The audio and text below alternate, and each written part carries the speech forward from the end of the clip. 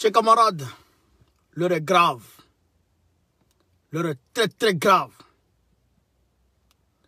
Chers frères et sœurs, concernant le retour du président Gbagbo et de Charles Blé Goudé, il y a trop de choses en ce moment. Trop de choses. Mais ce que je demande à tout un chacun, ce que je demande à tous les Ivoiriens de façon singulière, c'est la vigilance. La vigilance et la maîtrise de soi. La vigilance et la maîtrise de soi. Je répète encore. J'appelle tout le monde, tout le gars, tous les partisans et sympathisants du président Gbagbo à la vigilance, à la retenue et à la maîtrise de soi. Frère, c'est ça qui est la vérité. Alors, je vous demande de partager la vidéo, de mettre assez de likes, de mettre assez de cœurs et d'informer vos frères et sœurs, vos entourages, vos proches du contenu de cette vidéo. Informez vos frères, informez vos parents, informez vos proches du contenu de cette vidéo. Chers camarades, on ne va pas se perdre en conjecture. Je ne vais pas passer par 4000 chemins, je vais aller droit au but. Alors, je vous ai dit ici, depuis très longtemps, que Alassane Ouattara, quand il se réveille, son schéma, c'est de schématiser, de schématiser le pouvoir, dans quelle mesure il peut faire pour empêcher Gbagbo de rentrer en Côte d'Ivoire. C'est ça son objectif principal. Secondo, comme il a vu que la mobilisation était de taille, comme il a vu que le PDCI RDA et puis le FPI de Gbagbo sont rentrés en coalition. Donc ça fait un boom. Ça fait une faute. Ça fait une faute cote de popularité. Et ça fait une bombe, en tout cas, de popularité au niveau de la Côte d'Ivoire. Donc, il a eu peur de s'opposer radicalement et de façon claire et nette au retour de Gbagbo. Donc, qu'est-ce qu'il faut faire? Il a eu deux choix. Il a deux options. Soit avec ses lobbies, parce que quand tu parles du problème de Gbagbo, l'Assina Faustin soit salué depuis ta position. Quand tu parles du problème de la Côte d'Ivoire, quand tu parles du problème de la guerre judiciaire qui a été entamée contre le président Gbagbo, et que tu n'associes pas la France à cette guerre-là, à ton analyse, tu passes à côté. Je le répète, quand tu parles de la guerre judiciaire qui a été entamée contre le président Gbagbo, de la déportation du président Gbagbo, en tout cas, de la politique machiavélique qui a été entamée contre le président Gbagbo, et que tu n'associes pas la France, tu es en train de passer à côté.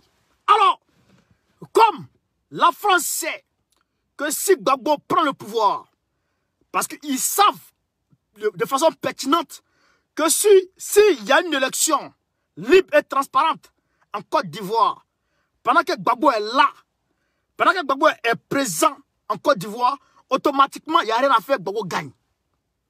Alors, qu'est-ce qu'il faut faire? Il faut empêcher Gbagbo de participer, en tout cas, à une compétition électorale en Côte d'Ivoire. Il faut empêcher Gbagbo de participer, en tout cas, à une élection présidentielle en Côte d'Ivoire. Donc, il y a deux options qui se dégagent. Soit on modifie la constitution et on élimine Alassane Ouattara, on élimine Gbagbo, on élimine Bédié. Comme ça, on laisse partir les petits. Et là, Brema Téné, en tout cas, fera le malin plaisir de suivre les traces de son père, disons, son grand frère Alassane Ouattara, c'est-à-dire d'aller braquer le pouvoir. Et donc, vous voyez, parce que ça sera plus facile, un peu moins, en tout cas, ambigu, parce que les gens vont se dire, bon, comme c'est que les jeunes, comme c'est que la jeunesse, comme c'est que la nouvelle génération, donc, Brema Téné était bien parti, donc, c'est logique qu'il puisse prendre le pouvoir devant sa promotion, devant sa génération. Est-ce que vous voyez, là, à ce moment, Brahma Téné refait la passe à la France. Et que Brahma Téné reste dans la continuité de son père, qui est dans une dynamique, Ouattara Ouattara qui est toujours dans une dynamique de donner la Côte d'Ivoire aux Blancs, de laisser la France venir se servir en Côte d'Ivoire, de laisser la France venir, en tout cas, piller les matières premières en Côte d'Ivoire. Donc, Brahma Téné allait continuer dans cette même, en tout cas, logique. Et donc, vous comprenez? Mais, Alassane Ouattara, c'est ce que je vous dis, le diable, là, quand tu manges avec le diable, toujours, il t'envoie les idées bêtes. Il te fait faire les idées bêtes. Il t'envoie les idées bêtes. Donc, Alassane Ouattara s'est dit, si lui, il est à côté de son fils, Brahma Téné, peut-être que ce qui arrive au Congo, ce qui est arrivé aux Congolais, là, ce qui arrive à beaucoup de présidents africains, c'est quand on met les dauphins constitutionnels, parfois les dauphins constitutionnels se rebellent contre les leaders qui les ont mis là. Est-ce que vous comprenez? Donc, Ouattara a eu peur. Il s'est dit que si même Brahma Téné, peut-être que Brahma Téné ne va pas suivre les recommandations à la lettre, vu qu'il aura le pouvoir. Il aura en tout cas le pouvoir exécutif.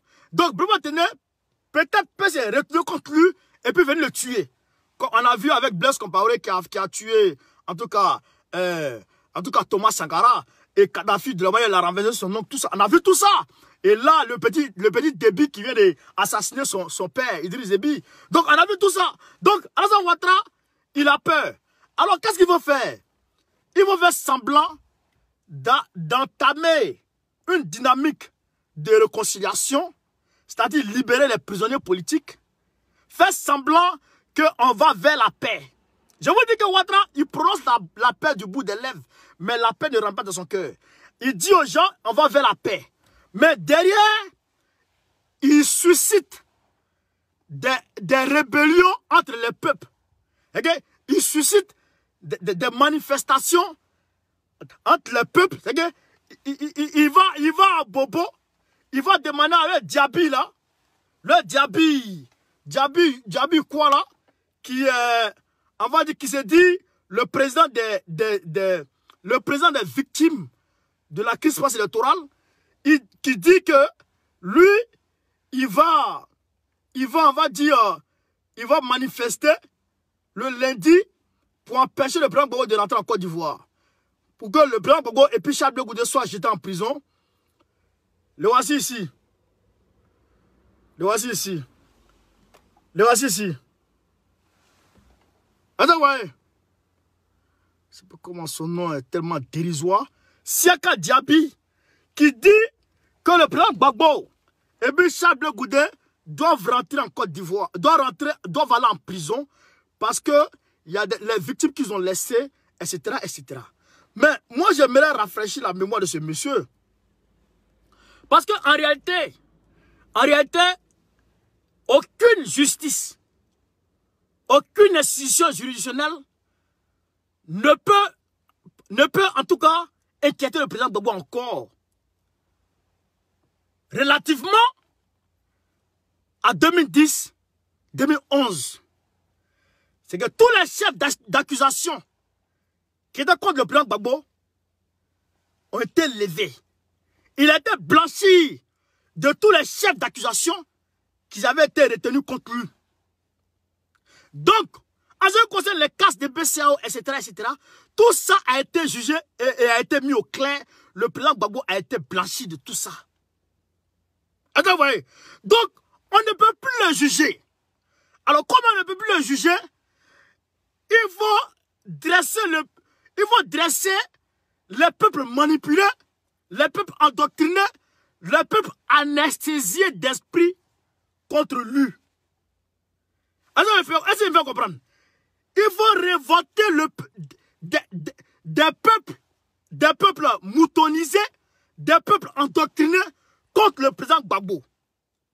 Donc, comme lui là, Diaby Siaka là, donc comme lui là, c'est lui le maître des moutons, c'est lui le père des moutons.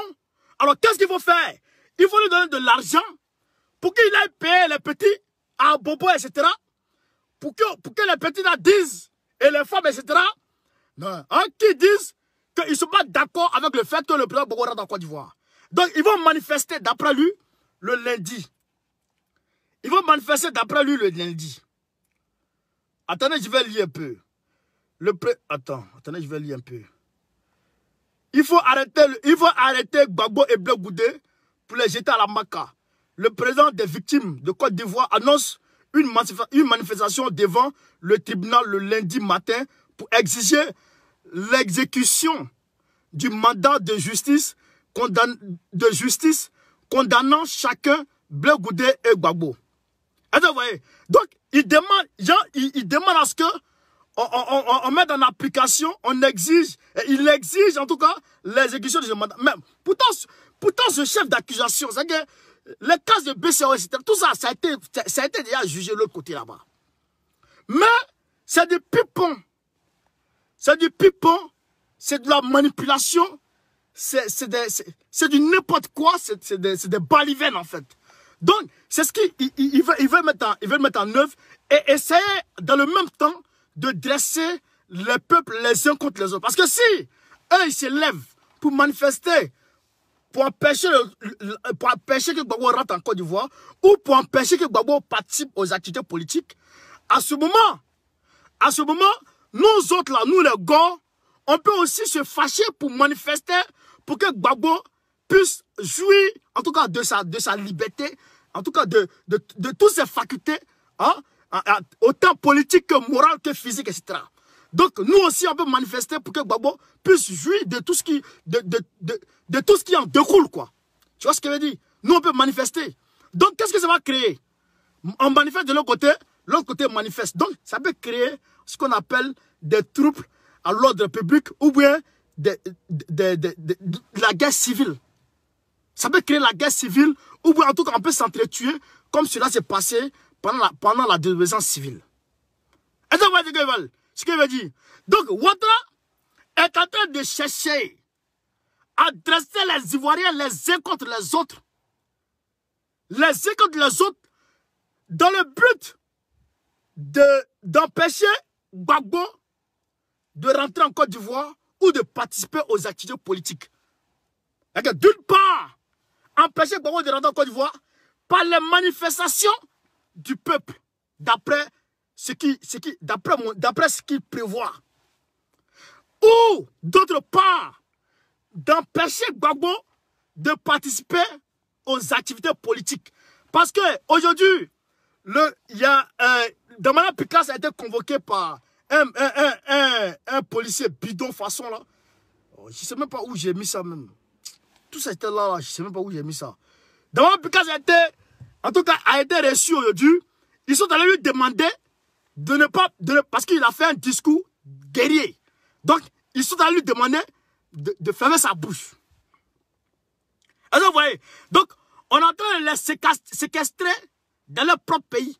On les empêche de parler dans leur propre pays. Et donc, c'est dans le même contexte, ils veulent mettre Gbagbo. C'est-à-dire, faire croire que si Gbagbo commence les activités politiques, le peuple va s'élever. Mais de quel peuple on parle?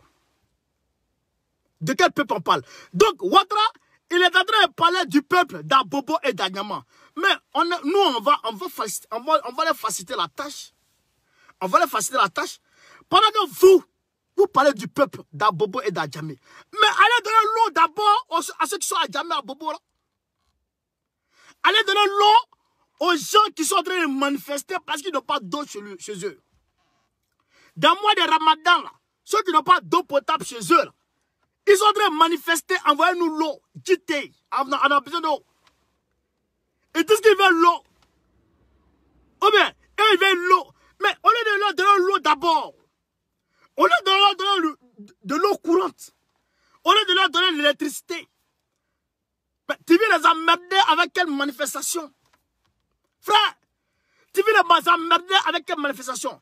Alors moi, ce que je vous dis à tous les gars et à tous les partisans et sympathisants du président Gbagbo, du parti de Gbagbo, soyez vigilants. Ne répondez pas aux provocations. Ne répondez pas aux provocations. Partagez cette vidéo-là Et envoyez le contenu. C'est-à-dire, vous pouvez appeler vos parents, vous pouvez appeler vos proches, vous pouvez appeler vos camarades. Dites-leur de ne pas céder à la provocation. Soyez vigilants. Et d'ailleurs, c'est ce que je dis toujours quand je fais mes vidéos dans ce temps. Je vous dis que c'est là que Ouattara nous attend. Il sait qu'on est divisé. Il sait qu'on a du mal à se réconcilier avec nos frères Djoula, nos frères Bété, nos frères Baouli. Il sait.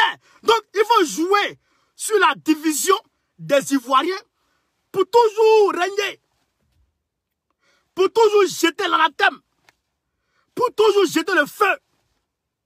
Alors, pour toujours jeter le feu, pour que les Ivoiriens s'entretuent, pour que les Ivoiriens, entre eux, en tout cas, s'entre-déchirent.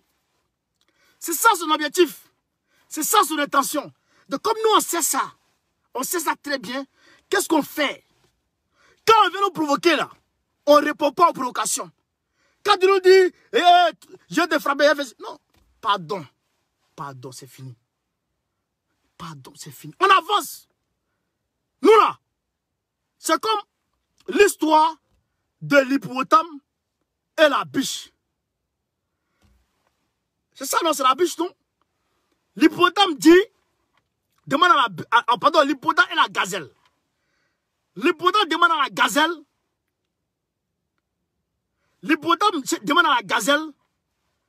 on n'a qu'à brûler la forêt, comme ça les herbes qui vont pousser là, on va se régaler.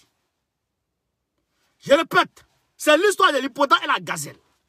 L'hippopotame demande à la gazelle, on n'a qu'à brûler la forêt, comme ça, après les repousses d'herbes là, on va bien se régaler. La gazelle répond de façon très intelligente et très réfléchie et très sage à l'hippopotame pour dire que toi, tu as deux zones de vivre. Tu as deux terrains de vie. C'est-à-dire que tu peux vivre dans l'eau comme tu peux vivre en dehors de l'eau. Mais moi, gazelle, je ne peux pas vivre dans l'eau. Je ne peux pas vivre que dans la forêt.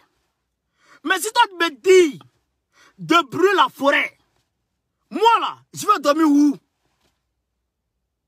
Voilà la question de l'hippopotame, de la gazelle. Si toi, tu me dis, on n'a qu'à brûler la forêt, toi après là, quand la forêt est brûlée, toi après, tu peux courir, tu peux rentrer dans l'eau, tu vas aller vivre là-bas. Or moi là, je ne peux pas vivre dans l'eau. Moi, je ne peux que vivre dans la forêt. Alors, moi, je ne peux pas accepter qu'on brûle ma forêt. Si on doit manger ce qu'on gagne à manger là, on va manger ça. Mais moi, ma forêt, on ne brûle pas. Voilà ce que la gazelle dit à l'hippopotame. Donc, c'est pour dire que Alassane Ouattara, il est français, il est américain. Regardez ses enfants, ils sont où? Ces enfants-là, ils vivent où? En Europe, en Occident. Sa femme-là, elle n'est même pas noire. Vous dites qu'elle est africaine.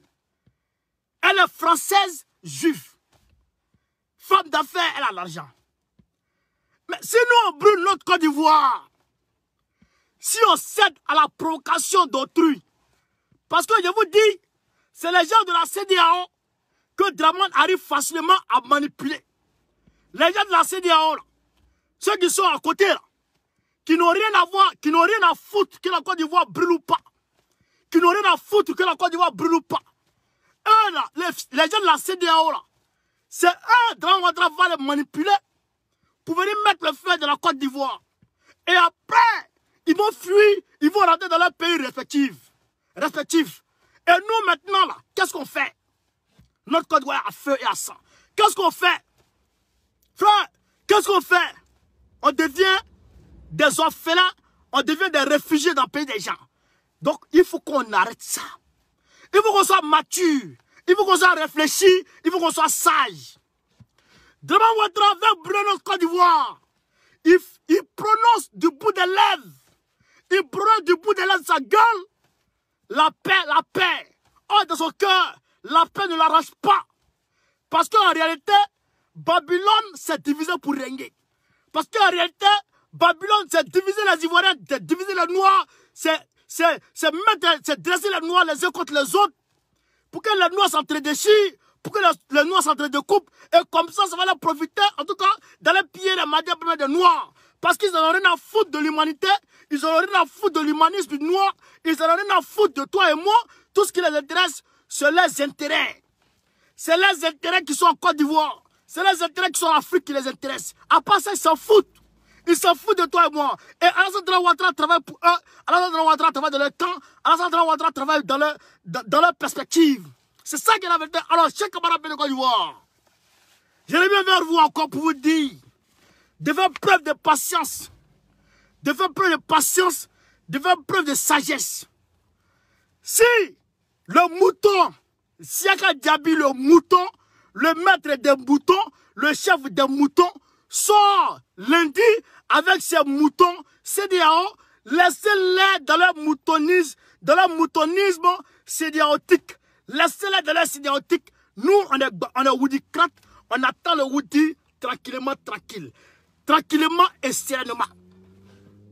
Frère, tranquillement et sereinement. Ne vous gênez même pas. Ne vous gênez pas. Il n'y a rien au monde, rien au monde qui peut empêcher le retour du président Gbagbo. Rien au monde. Et ils savent. Parce que Bédi a donné un comité. Bédi a désigné un comité d'accueil au sein du PDCI-RDA qui travaille en coalition étroite, en coalition étroite avec Aswadou et les Damana Picasse pour le retour du président Gbagbo. Donc c'est quelque chose de lourd.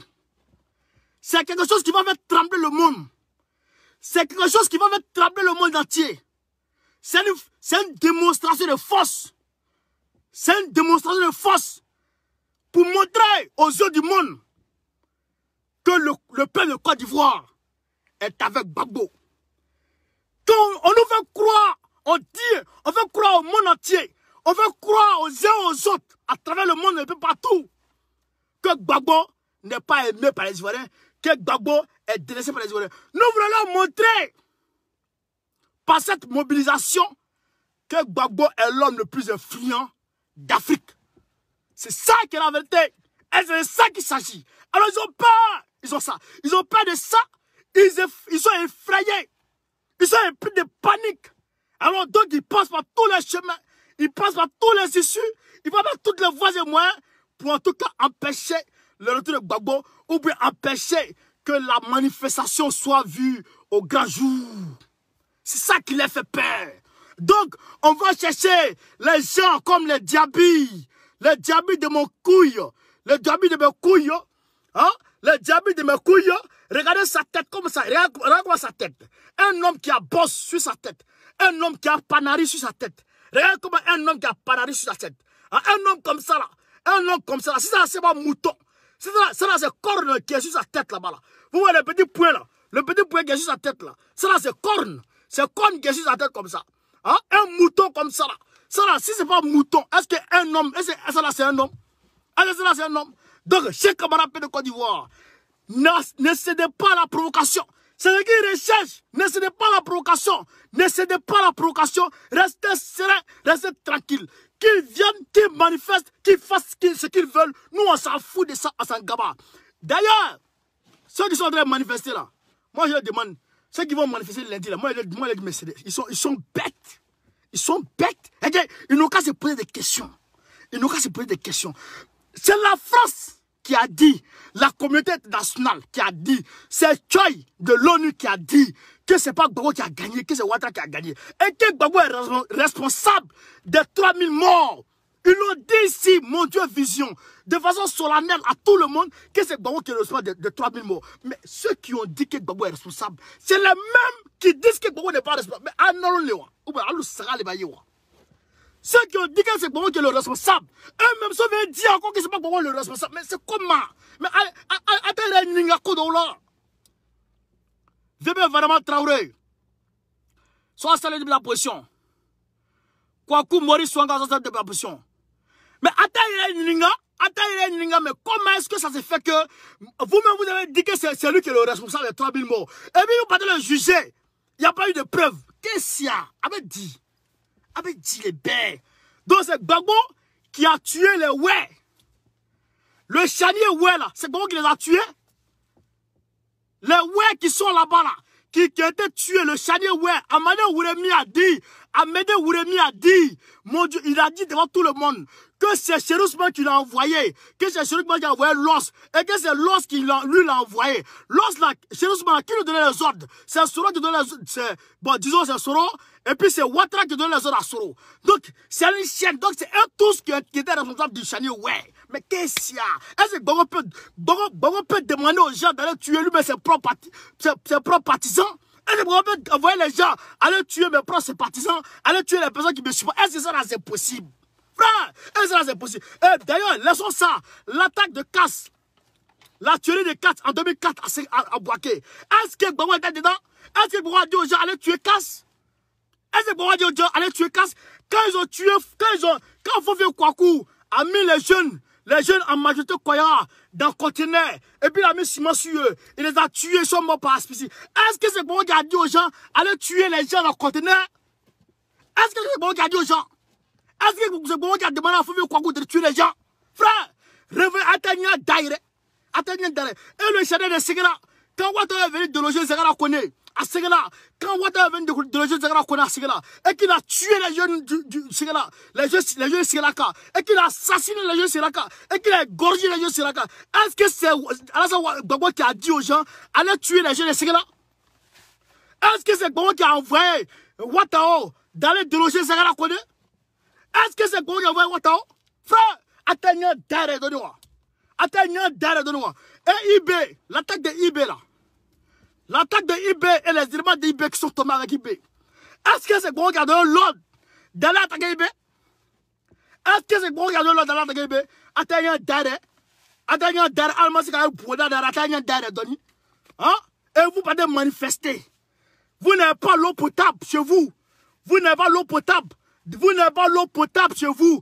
Vous lavez l'eau de pluie. Vous buvez l'eau de pluie. Hein? Pendant ce temps, le monsieur vous a dit que la Côte d'Ivoire serait un pays émergent à l'horizon 2020. Alibi, émergence manquée, alibi, émergence manquée, alibi, fouet manqué, ditaï boro, couranté, baraté, dominité, fouet taï boro, anamasika bouda d'arrêt, atteignant d'arrêt. Atteignant d'arrêt, Donny, et c'est les gens comme les diabis maudits comme ça là, hein, à Nièvre Boudan, lui il a couché à Cocody là-bas, et puis il va vous dire, vous les gars d'Abobo, allez manifester pour que Gbagbo ne vienne pas. Mais à là-bas, Daniel, attends, Boudan d'arrêt, Donny, attends, un numéro d'arrêt, Donny, hein, n'y a fatoué de monnaie, vous êtes bête ou bien c'est comment? Frère, vous êtes bête ou bien c'est comment? Hein? Il faut se réveiller, il faut se réveiller. Gbagbo n'a rien fait. Il était couché dans son palais, tranquillement, président. C'est comme moi, je suis assis dans ma voiture, tranquillement, il vient du travail, je suis fatigué, je suis assis dans ma voiture, avec ma famille derrière, mon fils, et ma femme, etc., avec mes frères sang, ils sont à côté de moi. Et quelqu'un qui est loin là-bas. Et puis il vient me dire, il faut te lever sur le volant, moi je vais conduire ta voiture. Mais mon frère, tu es malade. Tu as ma voiture pourquoi? Et s'il fait la force, moi, il me défend. C'est ce qui est arrivé à Gbagbo. Gbagbo est assis sur son trône. Il a gagné en 2000. Il est assis tranquillement.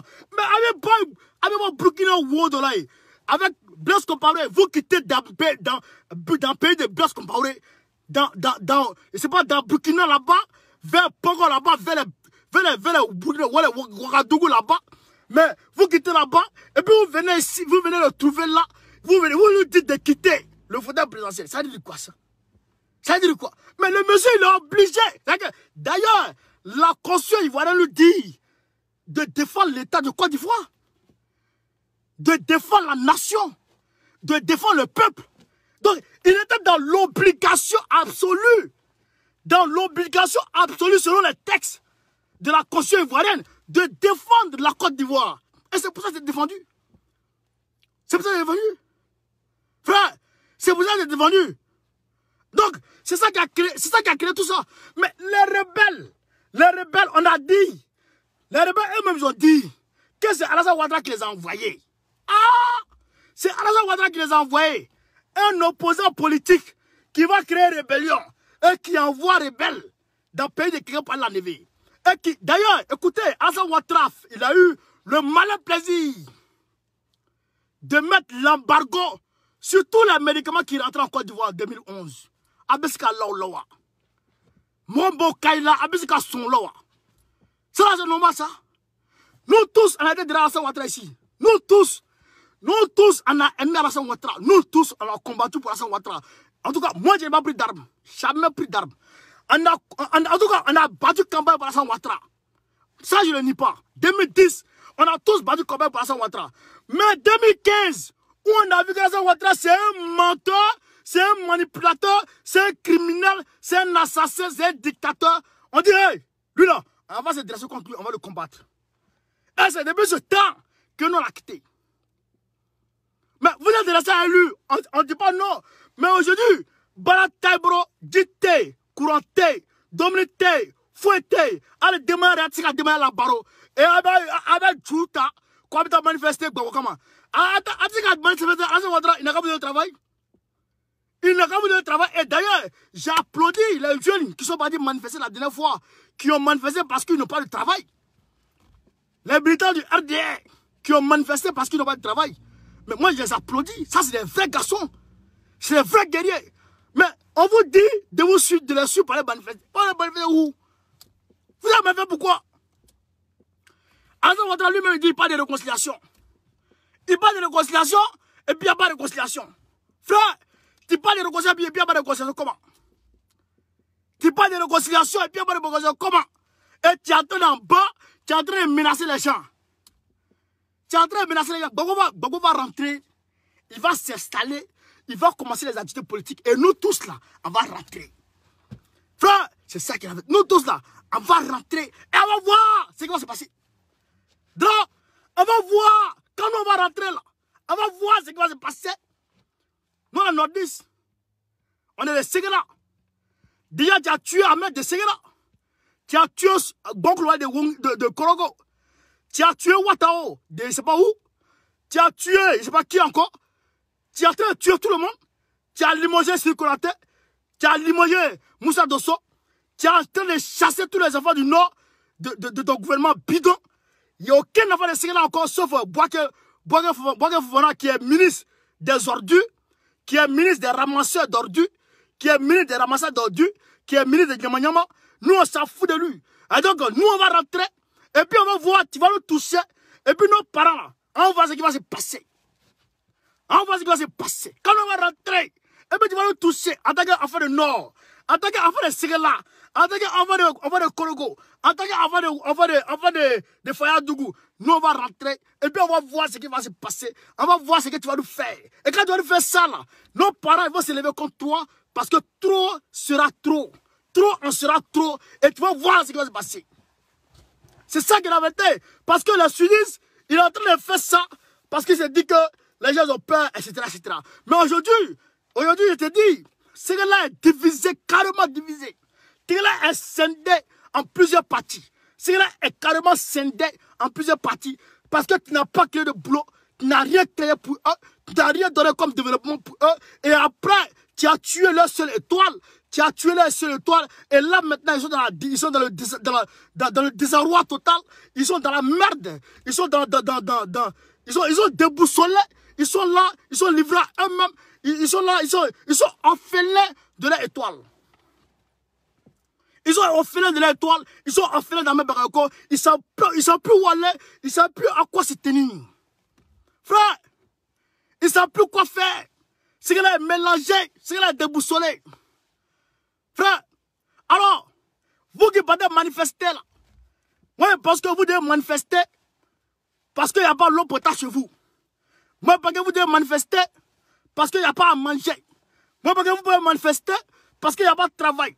Moi, parce que vous pouvez manifester, parce qu'il n'y a pas de courant. Moi, parce que vous pouvez manifester, parce qu'il n'y a pas de débouchés. Mais vous pouvez manifester, pourquoi?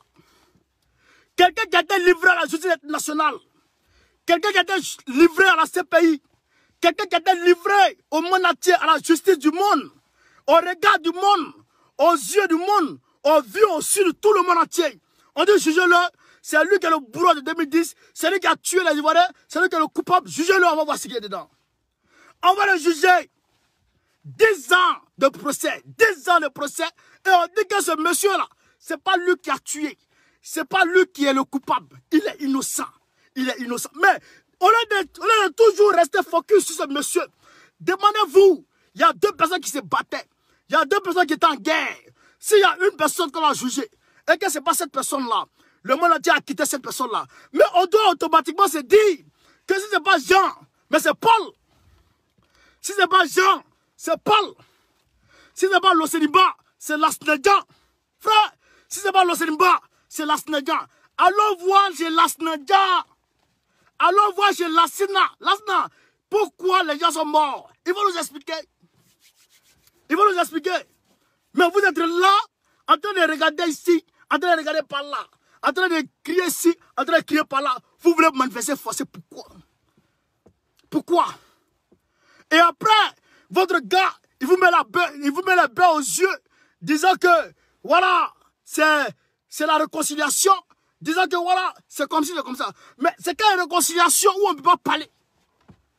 Frère, c'est quelle réconciliation où on ne peut pas parler? C'est quelle réconciliation où les gens ne peuvent pas rentrer dans leur pays?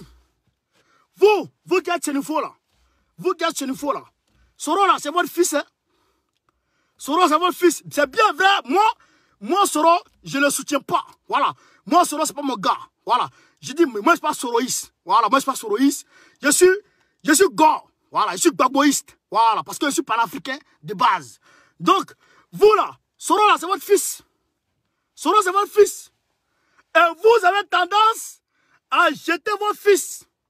Vous avez tendance à délaisser votre enfant. Vous avez tendance à jeter votre fils pour Alassane Ouattara. Lui là, il va rester là, en exil. Il est en train de moisir. Pendant ce temps, Alassane Ouattara est en train de vous foutre la merde. Il est en train de vous affliger, en tout cas, le pire châtiment. Il est en train de vous, en tout cas, vous affliger, en tout cas, la galère extrême. Vous êtes en train de souffrir de sa mère là-bas. Vous êtes en train de subir la misère de sa mère là-bas. Et vous êtes là, votre fils qui peut vous aider. Votre fils qui peut vous aider à sortir de la misère. Votre fils qui peut se battre pour vous par amour paternel, par amour maternel, par amour fraternel. Lui là, vous le délestez. Vous le délestez dans la main de Ouattara. Vous le délestez. Même pas un jour, même pas une petite manifestation pour réclamer votre propre fils. Même pas une petite manifestation pour réclamer votre propre fils. Alors que ce monsieur, ce criminel, cet assassin, ce terroriste, ce vendeur d'esclaves, il passe tout son temps à parler de paix, à parler de réconciliation. Pendant ce temps, votre fils, il est de l'autre côté là-bas. Votre fils, il est derrière là-bas. Votre fils, il ne peut même pas rentrer dans son pays. Ses petits frères sont emprisonnés. Ses camarades sont emprisonnés. Ses camarades sont torturés. Ses frères sont torturés. Ses enfants sont torturés. Mais vous restez là-bas, les bras croisés. Vous restez les bras ballants. Quand tu craches en l'air, le reste, ça va dans ton visage. Demain, vous allez mettre vos doigts dans vos bouches pour mordre. Demain, vous allez mettre vos deux mains dans vos bouches pour mordre André Kudan. Parce que on ne peut jamais être mieux servi que par soi-même. On ne peut jamais être mieux servi que par soi-même. Ton enfant, même s'il est fou, même s'il est bête, même s'il est le plus tonton du monde, mais c'est quand même ton enfant. Une mère ne peut jamais laisser son enfant pour un autre enfant. Une mère ne peut jamais laisser son enfant pour un autre enfant. Mais aujourd'hui, votre fils, Soro Guillaume, il est derrière. Il est en exil. Depuis 2018, ils ont menti sur lui. Tout le monde sait que c'est un complot.